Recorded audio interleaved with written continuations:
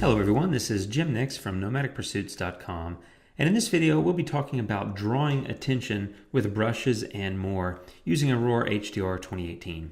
I have this 3 exposure bracket that was already brought into Aurora and merged, and I think we have a great starting point here. But what I want to do is focus in on the water and the nice gentle flow and draw the viewer's attention to that. So we're going to use brushes, we're going to use dodge and burn, which is a new filter, we're going to use the vignette and do some of those things. So we're going to first start though in the HDR Basic panel and make a couple of minor adjustments.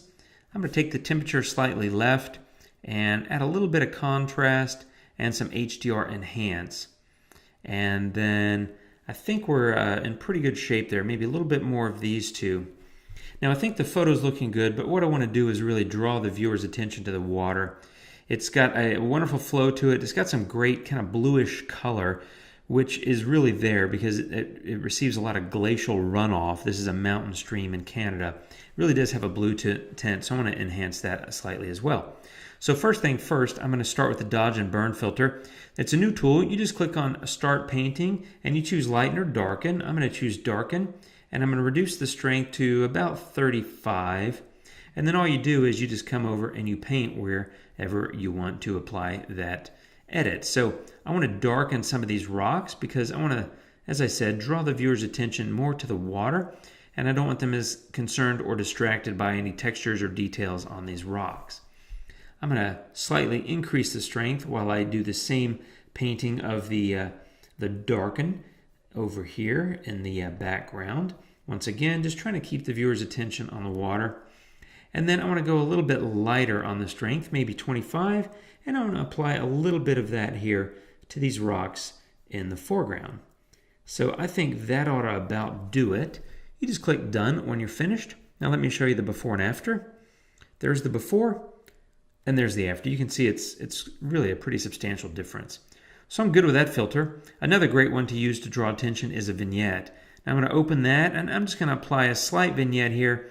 I don't want to overdo it, and I don't want to make it too big.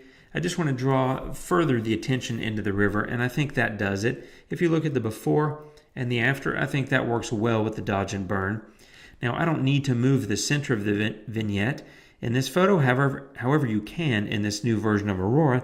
Just click on Place Center and then choose where you want that to be in the photo. So I think I'm good with this photo so far. The only other thing I would like to do is add a little bit of color pop to the water itself. I'm going to add a new adjustment layer, and I'm going to come over here to color, and I'm just going to move the vibrance and the saturation up slightly, and I just want to give it a little bit more pop, and there you go. Now I want it to be just on the water, so I want to click on the brush, and as long as I'm in paint mode and I've got my brush opacity and size and all that set, you just come in here and you paint over wherever you want to make the adjustments that you just made. So I'm just going to paint over the water. And like I said, I just want to bring up a little bit of that bluish color because of the natural color. I want to accentuate that a little bit in the photo. And while my mask isn't perfect, I think it's good enough. And I'm going to click that and say OK. And if you change your mind about the color saturation levels, you can always just come over here and reduce those after you've applied the mask. So I think that looks good. Let me show you what that did to the photo. There's the before. And there's the after. It's very subtle, but it does give a little bit of enhancement. That coupled with the edits we made with the vignette filter and the dodge and burn filter, I think really draw the user's attention. And that's how you can really draw attention to a portion of the photo and direct your viewer's attention where you want them to spend their time viewing. That's how it works. If you have any questions, let us know. Thanks for tuning in, and we'll see you next time.